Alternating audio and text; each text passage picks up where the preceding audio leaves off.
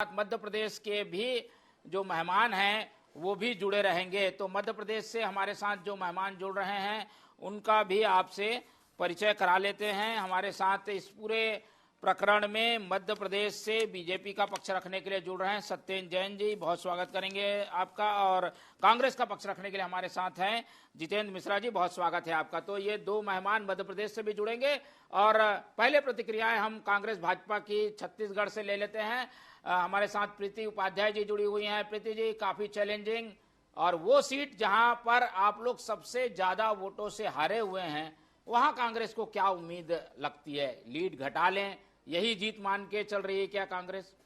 देखिए, चुनाव तो जीतने के लिए लड़ा जाता है। कांग्रेस पार्टी हमेशा जीतने के लिए ही चुनाव लड़ती है और ये चुनाव भी जीतने के लिए लड़ा जा रहा है।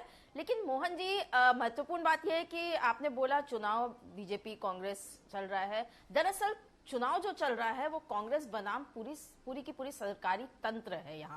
यहाँ पूरा सरकार अपना ताकत झोंक चुकी है एक उपचुनाव के एक सीट पर, रायपुर शहर के एक विधानसभा के सीट पर।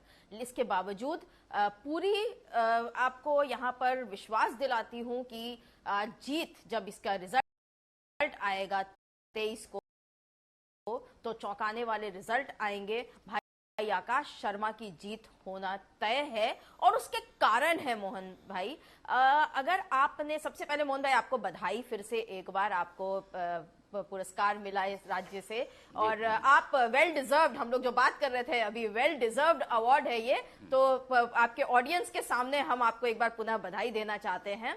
और बात हम लोग कर रहे थे रायपुर दक्षिण विधानसभा की। सिर्फ रायपुर की बात नहीं होगी, जब सरकार बनाम एक चुनाव होने लगता है तो इस सरकार की नाकामी, इतने अभी साल भर पूरे नहीं हुए हैं और नाकामी, हम लोग चुनाव प्रचार में निकल रहे थे, कहीं भी आज शहर में कहीं भी बैठ जाइए तो बात होती है क्राइम रेट की।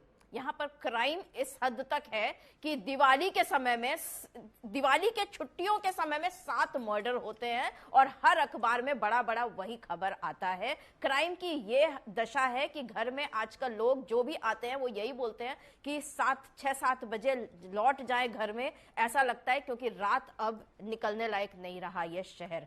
इससे बड़ी बात दूसरी ये है कि बताइए कि एक इनके जो सोनी जी इन्होंने कैंडिडेट उतारा है, वही पार्षद, वही महापौर, वही बनेंगे सांसद और वही बनेंगे विधायक। भाजपा बड़ी बड़ी बातें करती है मगर उनके पास एक चेहरा नहीं है, दूसरा एक चेहरा खड़ा करने के लिए। चेहरा है मगर ये अपने कार्यकर्ताओं का शोषण किस तरह करती हैं, ये भी यहाँ पर स्पष्ट हो गया है। हमारे बहुत से थे हम लोग। अच्छा, ब्राह्मण समाज ने इस बार, सबसे महत्वपूर्ण बात, ब्राह्मण समाज ने दोनों पार्टी के पास जाकर बोला कि आप एक ब्राह्मण कैंडिडेट दीजिए हमें इस बार इस क्षेत्र में, क्योंकि ये सब जानते हैं रायपुर दक्षिण में ब्राह्मणों का वोटर काफी हाई है, जो वोटर्स रहते हैं यहाँ पर।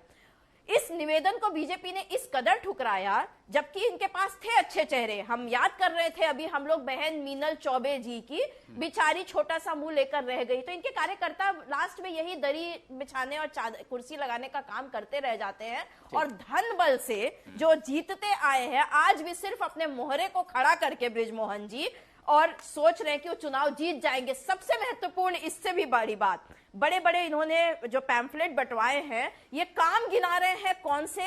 ये काम गिना रहे हैं कैनाल लिंकिंग रोड और इस तरह के 2-3 सुनाने उसमें दिखाए।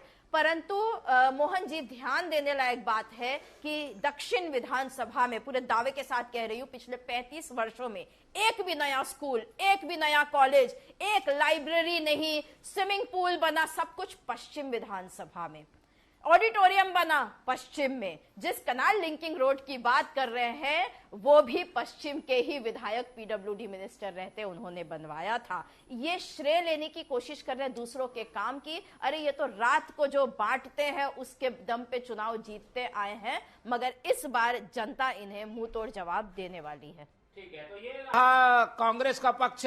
हालांकि ये सीट काफी कठिन है, लेकिन विकास का मुद्दा, सरकार की नाकामियों का मुद्दा, प्रत्याशी का चेहरा, ऐसे कुछ फैक्टर है जिन्हें कांग्रेस मुद्दा बनाकर चुनाव में है और वोटिंग में जनता इन सब बातों को ध्यान रख रही होगी, ऐसा कांग्रेस मान रही है। बीजेपी की ओर चलते हैं और प्रवीण साहू जी हमारे साथ बने हुए हैं, उनसे प्रतिक्रिया लेते हैं।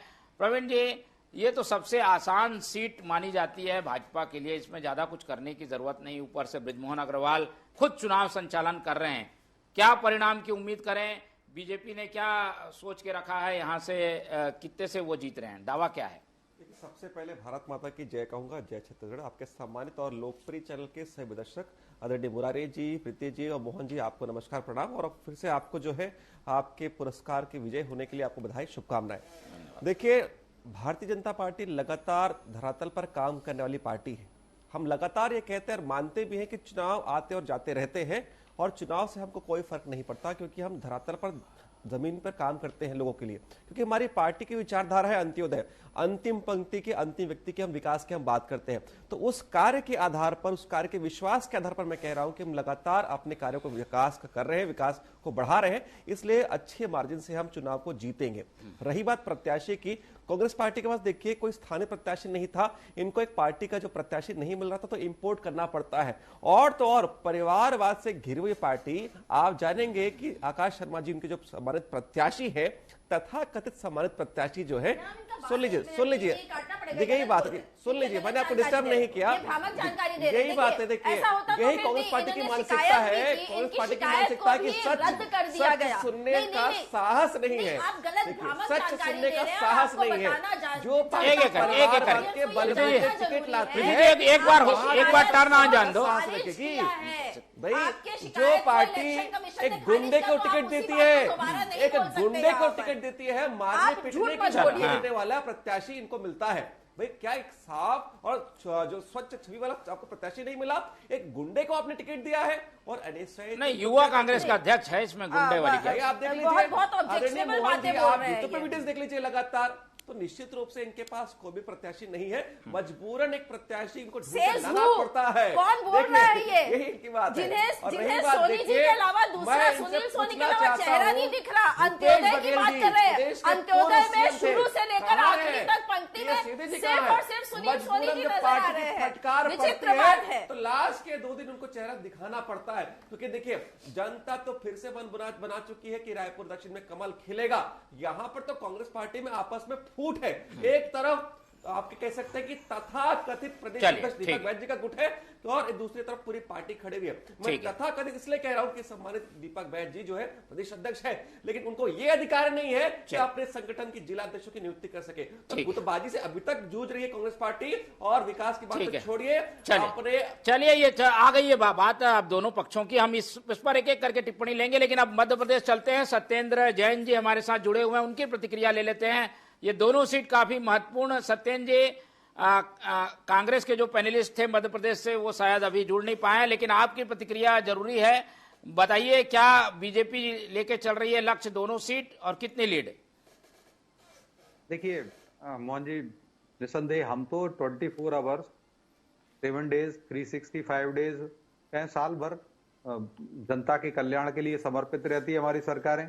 और हमारा जो संगठन है हमेशा संगठनात्मक कार्यों में व्यस्त रहता है, हमेशा नए नए काम करते हैं, बूथ विजय संकल्प के अभियान हम करते हैं। तो निसंदेह जो भगवान रूपी जनता है, जिसको हमने मध्य प्रदेश एक मंदिर है, या भारत एक मंदिर है, छत्तीसगढ़ एक मंदिर है, या झारखंड मंदिर है, महाराष्ट्र मंदिर, सब मंदिर है हमारे लिए। और वहां रहने वाली जो जनता है, उनके कल्याण के लिए हम अगर सरकार में रहते तो हम उनके लिए सदैव अनेक योजनाओं के द्वारा उनका पूजन करते हैं, उनका वंदन करते हैं, और आज सैकड़ों योजनाओं के द्वारा हम करते आ रहे हैं। तो निसंदेह वह है भगवान रूपी जनता बुधनी की और विजयपुर की भारतीय जनता पार्टी के प्रत्याशियों को प्रचंड बहुमत आशीर्वाद देगी, प्रचंड मतों से हम जीतेंगे।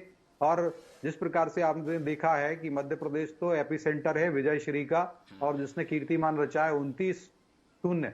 अभी लोकसभा में आपने देखा 29 के 29 सांसद भारतीय जनता पार्टी को प्रचंड आशीर्वाद भगवान रूपी जनता ने दिया है। कांग्रेस सांसद विहीन हो गई है। और मध्य प्रदेश एक ऐसा स्थल है, बड़ा प्रदेश है, जहां पर कांग्रेस 0 पर है, सांसद विहीन हो गई है। तो मध्य प्रदेश की धरा ऐसी पवित्र पुण्यशाली धरा है। और उपचुनाव हुआ अमरवाड़ा का। अमरवाड़ा उपचुनाव में भी भारतीय जनता पार्टी के प्रत्याशी जो भाई कमलेश शाह हैं, उनको वहां की जनता ने प्रचंड आशीर्वाद दिया और शाह बना दिया वहां का, अमरवाड़ा का। तो वहां पर भी कांग्रेस ध्वस्त हो गई। इन्होंने कई बार अपने आत्मविश्वास वाले अति आत्मविश्वासी वादे किए थे कि हम 20 सीट जीत रहे हैं लोकसभा में, या अमरवाड़ा जीत रहे हैं, लेकिन जनता ने इनको धूल चटा दी और इस शेख चिल्लिया मुंगेरी लाल सिद्ध हो गई ये कांग्रेस। और जीतू पटवारी जी हमारे मध्य प्रदेश के प्रदेश अध्यक्ष हैं, वह भी सबसे बड़े शेख चिल्ली, सबसे बड़े ब्लॉक मास्टर, सबसे बड़े मुंगेरी लाल सिद्धू हैं। निसंदेह विजयपुर में भी यही होगा, क्योंकि देखिए कांग्रेस में विजयपुर के अंदर जो प्रत्याशी लेके आए वो भी जो भारतीय जनता पार्टी से निष्कासित रहा, जिसने हमारे प्रत्याशी जो रहे पहले बाबूलाल मेवाड़ा जी उनके समक्ष उनके विरुद्ध में चुनाव लड़ा था, पार्टी ने उनको बहुत सारा दिया था, लेकिन अब कांग्रेस को अपने दल में ही ऐसा कोई योग्य कार्यकर्ता नहीं मिला। तो मैं कहूं मोहन जी कि योग्य कार्यकर्ता नहीं मिला, आयातित प्रत्याशी को ले लिया।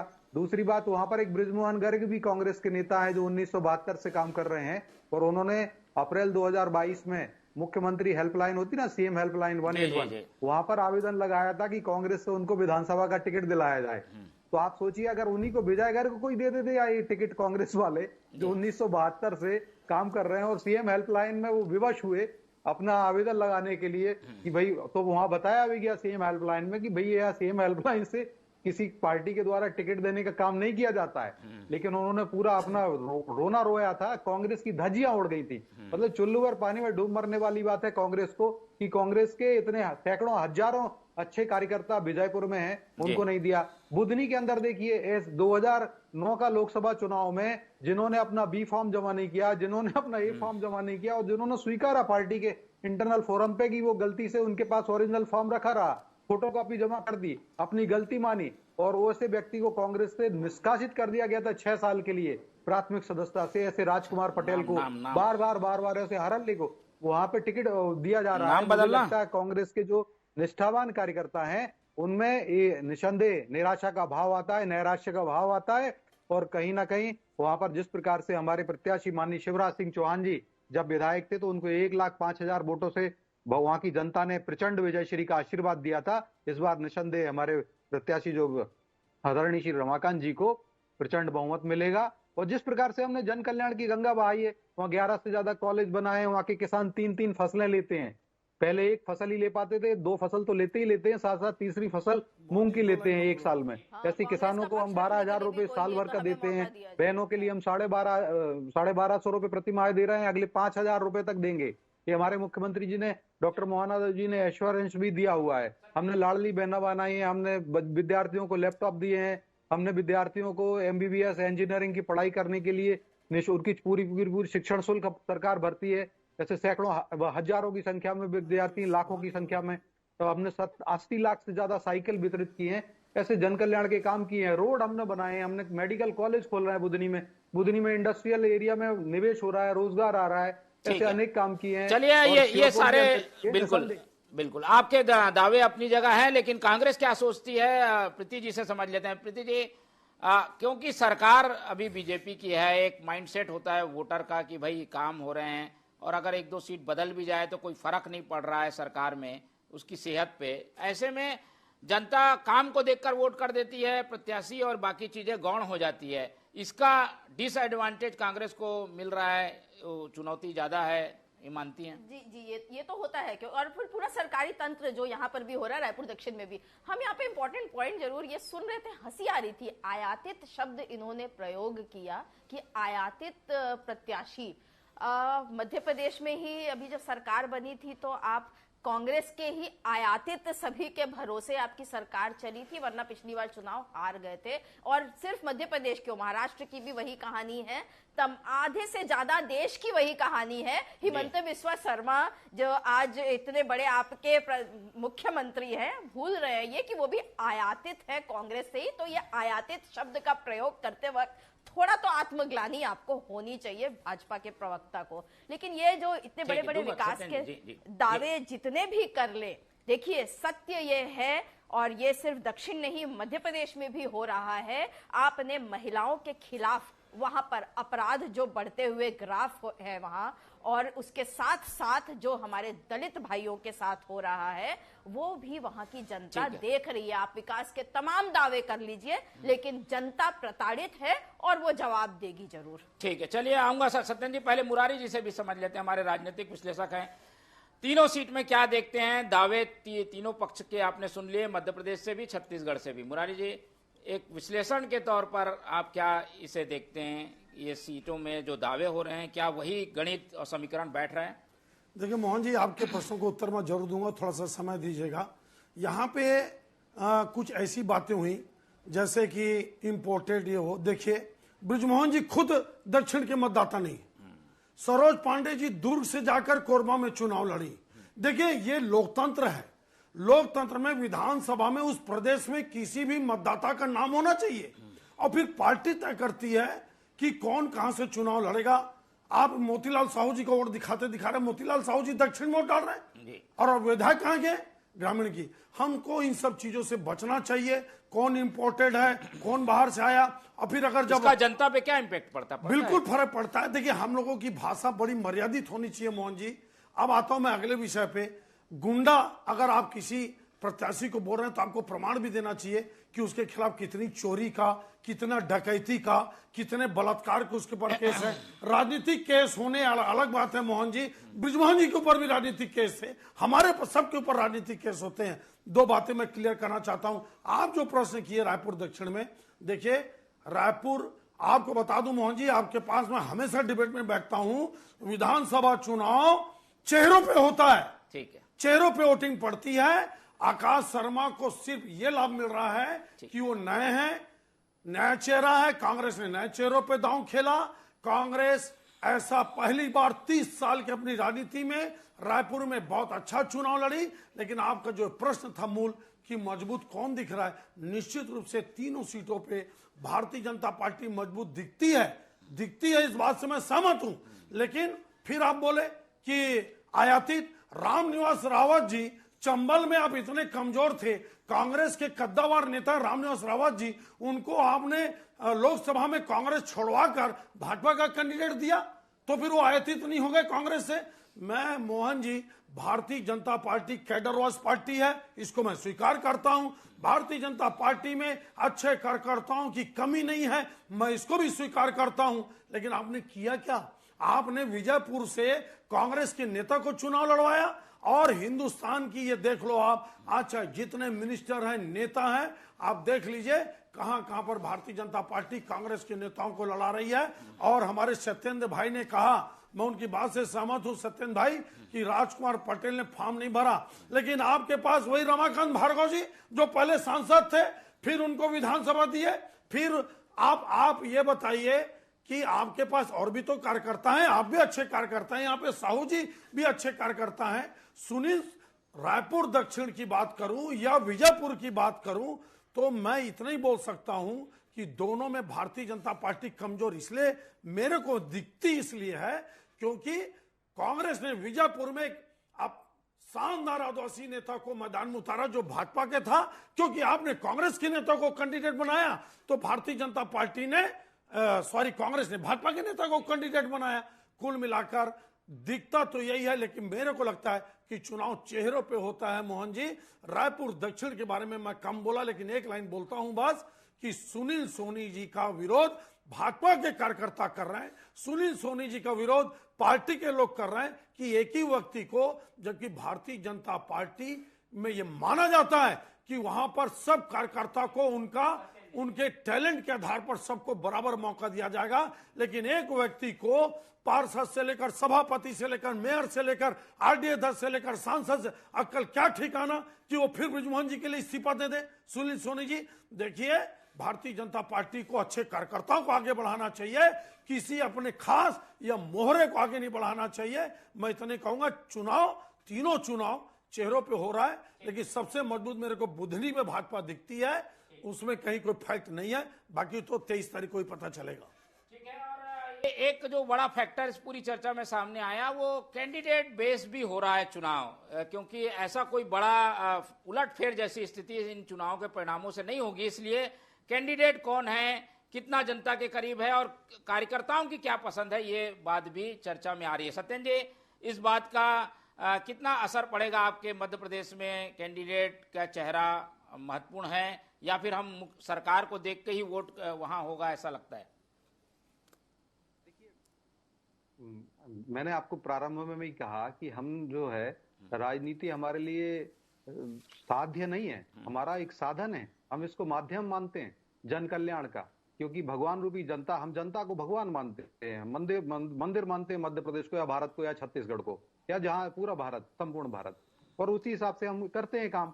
चाहे वो कश्मीर में जो धारा 370 हटाई हो। अब हमने पूरा मंदिर मान के ही किया। अब मैं आता हूं सीधा जो आपने प्रश्न किया उसी पर, कि हम उसी भाव को लेके चले हैं, और जिस प्रकार से हमें 163 सीट विधानसभा में प्राप्त हुई, कांग्रेस को जितने में मतलब 71% भाग जो है अगर विधानसभा का कहें, तो उसमें विधायक जो मध्य प्रदेश में भारतीय जनता पार्टी के हैं और बढ़ते ही जा रहे हैं। अभी भी 1 दर्जन विधायक और कांग्रेस के त्याग पत्र दे सकते हैं। अभी 3 तो 2 तो हो ही चुका, और भी अभी और आने वाले हैं। निर्मला सप्रे जी भी आप देखिए वो कहां पर हैं, वो कह रही है कांग्रेस, या कांग्रेस कहती है हमारे में नहीं है, तो इनको तय करना होगा। ऐसे अनेक कांग्रेसी विधायक त्याज्य करके आ रहे हैं। तो कांग्रेस का नेतृत्व जो है लाचार है, नैराश्य की ओर है, कांग्रेस संभाल नहीं पाती। जीतू पटवारी का या उमंग सिंघार जो है, उनके ही आंखों का काजल उनके विधायक 3 विधायक चुरा चुके हैं, और 1 दर्जन और चुरा लेंगे। मुझे लगता है कांग्रेस को अपना संगठन देखना पड़ेगा। हम तो अपना काम करते हैं। अभी जिस प्रकार से जो आयातित वर्ड मैंने कहा, उसमें आयातित के साथ अभी ये कहते हैं अवसरवादी आयातित कहते हैं, अवसरवादिता के प्रतिरूप हैं। जो मल्होत्रा जी को कांग्रेस ने टिकट दिया है, अगर अभी आए ना 1 महीने पहले ही तो आए कांग्रेस में, पहले क्यों नहीं आए थे वो? ये हमारे यहाँ रामनिवास रावत जी को अभी नहीं आए।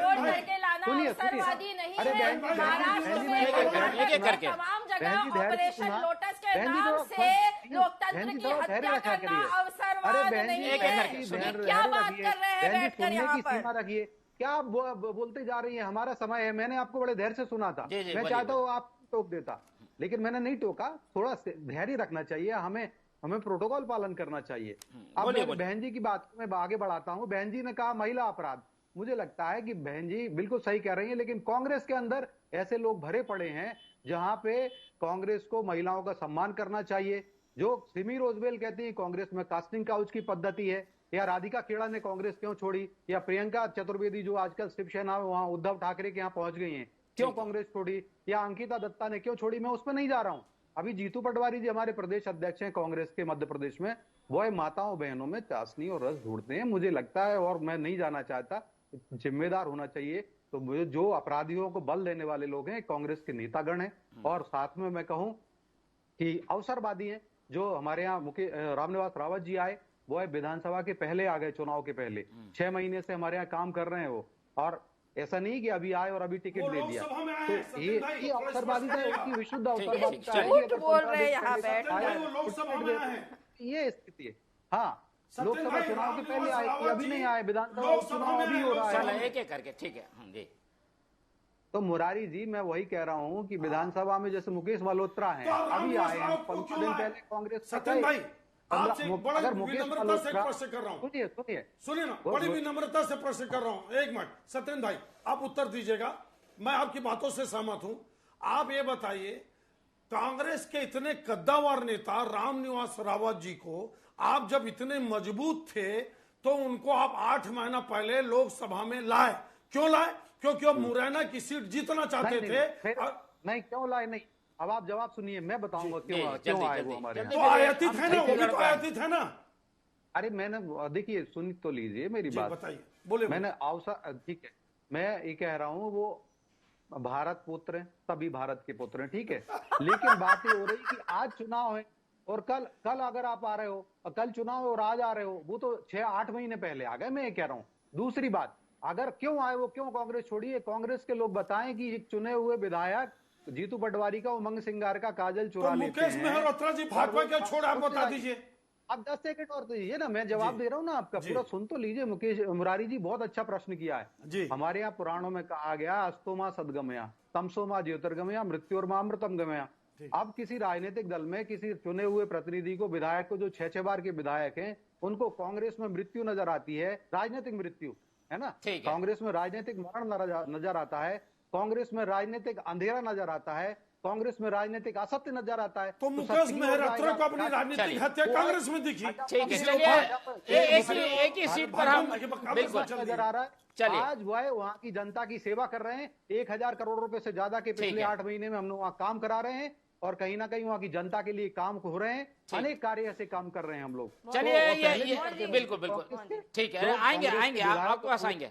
छत्तीसगढ़ के पे भी जल्दी प्रीति जी, जल्दी। बृजभूषण शरण सिंह जैसे लोगों को शरण देने वाली पार्टी, चिन्मयानंद जैसे लोगों का आनंद लेने वाली पार्टी बात कर रही है महिलाओं के खिलाफ अपराध में कांग्रेस पर उंगली उठा रही है, गिरेबान में झांके। ठीक है, चलिए ये तो ठीक है, आरोप प्रत्यारोप पर थोड़ी तीखी तकरार हमें देखने मिलती है। ठीक है, कुछ बाइट सुन लेते हैं, कौन क्या कह रहा है। चुनाव के दौरान वोट करने के लिए सब लोग पहुंचे हुए हैं, लेकिन पहले हम विष्णुदेव साय जो कह रहे हैं चुनाव के को लेकर झारखंड में और छत्तीसगढ़ में चुनाव को लेकर मुख्यमंत्री विष्णुदेव साय ने क्या कुछ कहा, आइए सुनते हैं।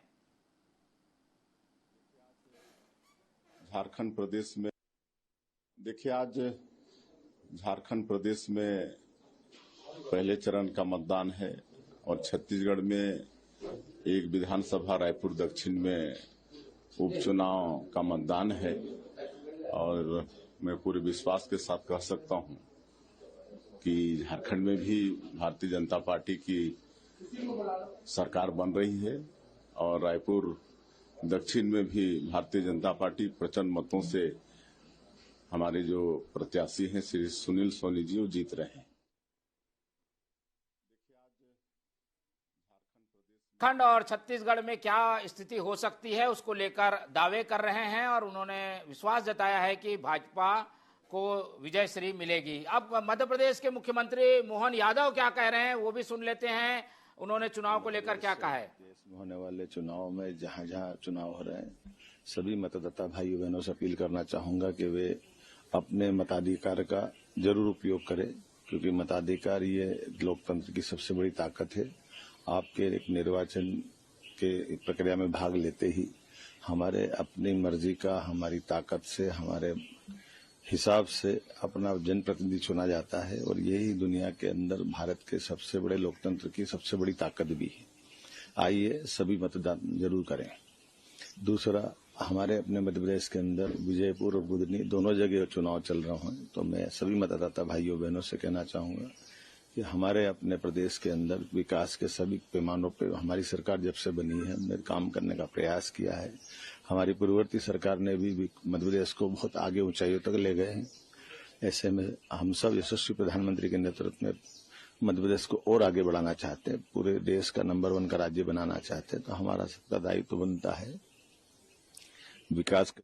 बिल्कुल, तो ये थे मध्य प्रदेश के मुख्यमंत्री डॉक्टर मोहन यादव, जो कि वोट करने की भी अपील कर रहे हैं कि लोग बढ़ चढ़कर वोट करें, क्योंकि उपचुनाव में वोटिंग प्रतिशत जो है वो थोड़ा डाउन हो जाता है और ऐसी स्थिति सुबह से हमें देखने को भी मिल रही है। तो वोटिंग जरूर कुछ डाउन हुई है, लेकिन हम भी अपील करते हैं और जैसे कि नेतागण भी अपील कर रहे हैं, तो सबकी कोशिश ये है कि वोट किसी भी करें लेकिन वोट करने के लिए जरूर जाएं। मध्य प्रदेश की बात हमने कर ली, अब छत्तीसगढ़ की बात करते हैं। छत्तीसगढ़ में महत्वपूर्ण सीट दक्षिण पर चुनाव हो रहा है और यहाँ के क्या कुछ समीकरण है, किस तरीके की स्थितियां बनी हुई हैं, वो एक एक करके प्रतिक्रियाओं को ले लेते हैं। पहले प्रवीण जी के पास चलते हैं। प्रवीण जी, कॉम्बिनेशन के तहत कांग्रेस ने अपना कैंडिडेट उतारा है, उसको मुस्लिम ब्राह्मण वोटों को साधने वाला उम्मीदवार माना जा रहा है। ये एक चुनौती होगा क्या? बृजमोहन जी हट गए, फिर ब्राह्मण उम्मीदवार मिल गया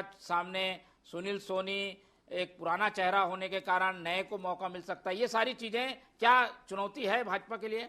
देखिए, सबसे पहली बात तो बृजमोहन जी हटे नहीं है, रायपुर लोकसभा के निर्वाचित सांसद है और इस प्रदेश में सबसे अधिक मतों से किसने जीता है, जीत हासिल की है, तो सम्मानित बृजमोहन अग्रवाल जी ने। दूसरी बात, आदरणीय बृजमोहन जी अग्रवाल बार बार अनेक मंचों पर कह चुके हैं कि रायपुर दक्षिण की जनता को एक नहीं बल्कि 2 विधायक मिलेंगे। अगर आप देखेंगे कि बाकी जगह खासकर कांग्रेस पार्टी में तो लगातार क्या होता है, एक सीट के लिए रस्साकसी होती है और निश्चित रूप से देखेंगे तो मनमुटाव होता है। यहां पर बृजमोहन जी का मन देखिए कितना बड़ा उनका हृदय है कि वो कह रहे कि भाई इस जनता की सेवा करेंगे। एक क्षेत्र में चुनाव हो रहा है, 2 विधायक मिलेंगे, तो निश्चित रूप से सभी जनता का काम का विकास का काम करने वाले कोई पार्टी है तो वो भारतीय जनता पार्टी है। वही बात जो आपने जाति की बात की, तो निश्चित रूप से कांग्रेस जाति में जनता को बांटने का प्रयास कर रही है, लेकिन मैं जाति की बात जब भी करता हूं मैं हमेशा पूछता हूं, आदरणीय प्रीति जी बहुत सम्मानित प्रवक्ता है, मुझे केवल एक छोटे से प्रश्न का उत्तर दीजिए। जाति की बात आप कर रहे हैं, राहुल गांधी जी की जाति क्या है? केवल इस प्रश्न का उत्तर दे दे, तब हम हिंदू मुसलमान या जो है ब्राह्मण या साहू अलग अलग विषय पर चर्चा आगे बढ़ा लेंगे। ये बातें ठीक है नहीं की जाती, लेकिन वोटिंग के लिए समीकरण तो इन्हीं बातों से साधा जाता है। अब ब्राह्मण अगर 17-18 हजार वोट है मुस्लिम 17-18 हजार वोट हैं, एक तरफा हो गए, ज्यादा भी हैं ऐसा कहा जाता है, लेकिन ये कुछ असर तो करेगा। देखिए, भाजपा की जो नीति है, सबका साथ सबका विकास, सबके प्रयास के साथ हम ये चीज को करते हैं, तो निश्चित रूप से प्रत्येक वर्ग के लिए हम काम कर रहे हैं और केवल एक वर्ग के लिए भारतीय जनता पार्टी काम नहीं करती है। जिस प्रकार आदरणीय हमारे मध्य प्रदेश के प्रवक्ता ने कहा कि हम जनता को भगवान मानते हैं और भगवान रूपी जनता को हम पूजा करते हैं, इसलिए उसको हम जातियों में नहीं बांटते हैं। और मैं बार बार कह रहा हूं कि देखिए, मैं इनसे केवल एक ही प्रश्न बार बार प्रत्येक चैनल में पूछ रहा हूं, यदि आपको आपके कार्यकर्ताओं पर विश्वास था तो आपने 8 बार अलग अलग प्रत्याशी क्यों दिए? कन्हैया लाल अग्रवाल जी का जो है, अगर मार्जिन कहे तो सबसे कम था। क्या आपको अपने उन प्रत्याशी पर आपको दोबारा जो विश्वास नहीं जताना चाहिए था? क्यों नहीं जताया आपने? क्योंकि लगातार कांग्रेस अंतरकलह गुटबाजी से जूझ रही है और निश्चित रूप से ये आत्मविश्वास खो चुकी है। और जनता तो जानती है, इस क्षेत्र का हो चाहे इस प्रदेश का विकास हो या देश का विकास करने वाली कोई पार्टी है तो केवल भारतीय जनता पार्टी है। इसलिए 23 तारीख के परिणाम तो केवल औपचारिकता है। भारतीय जनता पार्टी प्रचंड बहुमत के साथ इस सीट को जीतेगी। साथ ही चाहे वो मध्य प्रदेश हो चाहे झारखंड हो, भाजपा का कमल दोबारा खिलेगा। ठीक है, चलिए सारी चीजें दरकिनार और पार्टी और एक विचारधारा के आधार पर जीत का दावा, प्रीति जी उसके बाद आएंगे मुरारी जी के पास, ये चीजें भी काम करती है, सब चीज गौण हो गई है, लेकिन आप लोगों को क्या लगता है क्या फैक्टर काम करेगा? मुद्दे को तो अब किनारे रख दीजिए, पर कुछ फैक्टर भी काम करते हैं, उन फैक्टरों पर क्या कहना है? इकलौता फैक्टर जो सबसे अधिक काम करेगा वो है निष्क्रिय बनाम सक्रिय का। एक निष्क्रिय देखिए, क्या वही महापौर सांसद बनते? इनके पास समय था, इन्होंने बोला, ये बार बार बोलते, साहस रखिए तो जो प्रवचन देते हैं आप सुनिए, ठीक है? मुद्दा पूछिए तो निष्क्रिय बनाम सक्रिय का है। उसके बाद ये बात कर रहे, ये नहीं बांटते हैं। आज इनके प्रधानमंत्री तक तो चुनाव में बात करते हैं, मंगलसूत्र से लेकर के अब तो बेटियों तक आ गए। छत्तीसगढ़ पे चलिए, छत्तीसगढ़ में रहते हैं, छत्तीसगढ़ में ये बात कर रहे हैं इनके सारे कार्यकर्ता। इनके पास तो दो ही चेहरे हैं। राहुल गांधी जी का नाम लिया इन्होंने, राहुल गांधी जी ने कहा था ये केवल 2 लोगों का विकास का काम करते हैं, A1 A2, और यहाँ पे केवल 2 लोग हैं और वही 2 चेहरा दिख रहा है, बृजमोहन अग्रवाल और सुनील सोनी जी। ये बात सही बोल रहे हैं, 2-2 विधायक मिलेंगे। अरे 2-2 विधायक छोड़िए, क्योंकि एक मोहरा है सामने, केवल पीछे चेहरा तो बृजमोहन अग्रवाल जी का ही है। ये बात तो सच है, सारा पैसा भी वही झोंक रहे हैं, इस चुनाव में भी साफ दिख रहा है। तो चुनाव तो निष्क्रिय सुनील सोनी जी लड़ ही नहीं रहे, चुनाव लड़ रहे हैं बृजमोहन अग्रवाल जी। चलिए ये सारी चीजें भी असर कर रही है क्या?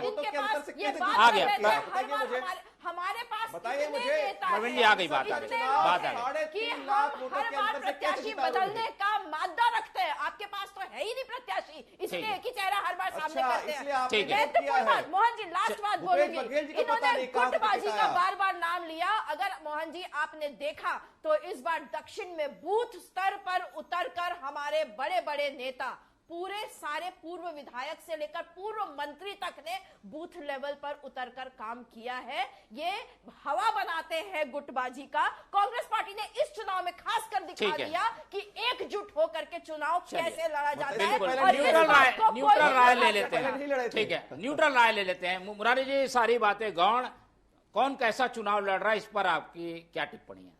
देखिए मोहन जी, अभी यहाँ पे एक बात आई कि कन्हैया अग्रवाल जी सबसे कम वोट से हारे, हमारे अच्छे प्रवक्ता भाई हैं, बड़े सौम्य हैं। मैं इनको बता दूं, ये छत्तीसगढ़ के इतिहास के बारे में कितना जानते हैं। विपिन बिहारी वर्मा जी साहू जी लड़े थे बलौदाबाजार विधानसभा, मात्र 290 वोट से हारे, लेकिन उनको कभी टिकट नहीं दिया, कभी टिकट नहीं दिए। चलो छोड़िए, यह पार्टी तय करती है कि किसको वोट देना, किसको टिकट देना, किसको नहीं देना। अब आते हैं मुद्दे पे। मैं जितना समझता हूं मोहन जी, दक्षिण का चुनाव 2-4 मुद्दे 5 मुद्दों पे हो रहा है। पहला, क्या बृजमोहन अग्रवाल जी ने सुनील सोनी को टिकट दिलवाकर ठीक किया कि गलत किया, यह मुद्दा है। क्या पैनल देना था बृजमोहन अग्रवाल जी से जब पार्टी ने? तो पुरानी बात हो गई, अब कैंडिडेट सामने, चलिए ये भी सामने नहीं है, अब कैंडिडेट है, उसको कैसे करेंगे? अब मैं बता देता हूं, अब छोड़िए उसको। रायपुर दक्षिण में भारतीय जनता पार्टी बहुत मजबूत है, बृजमोहन मजबूत नहीं है। बार बार भारतीय जनता पार्टी के नेता ये बोलते हैं कि बृजमोहन बृजमोहन बृजमोहन। लगता है कि पूरी इतनी कैडर रॉयस पार्टी एक व्यक्ति पे डिपेंड हो गई।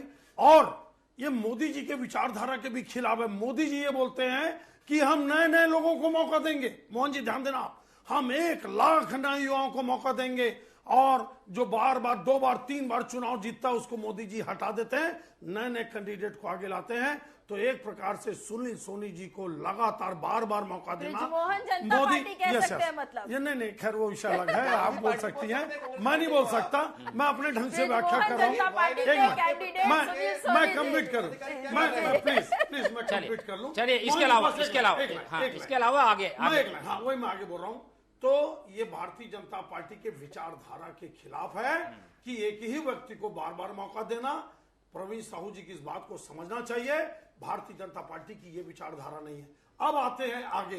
पहली बार मैं 30 सालों से रायपुर शहर की वोटिंग की राजनीति को देख रहा हूं मोहन जी। भारतीय जनता पार्टी के खिलाफ कांग्रेस चुनाव लड़ती ही नहीं थी। जब से शुक्ल बंधु का रायपुर से प्रभाव कम हुआ या खत्म हुआ या वो चले गए भगवान के दरबार में, कांग्रेस पार्टी एक प्रकार से असहाय और एक प्रकार से वो बिल्कुल पूरी तरह से क्या बोला जाए बिना किसी माई बाप के हो गई। रायपुर में कांग्रेस पार्टी पहली बार 30 साल में, रिजल्ट क्या आएगा ये तो 23 को पता चलेगा, लेकिन मैं इतना दावे के साथ बोलता हूं कि 30 सालों में भारतीय जनता पार्टी बड़ी शानदार तरीके से चुनाव लड़ी है। और हो सकता है कि कुछ कमी हो जाए, वो तो रिजल्ट के दिन पता चलेगा।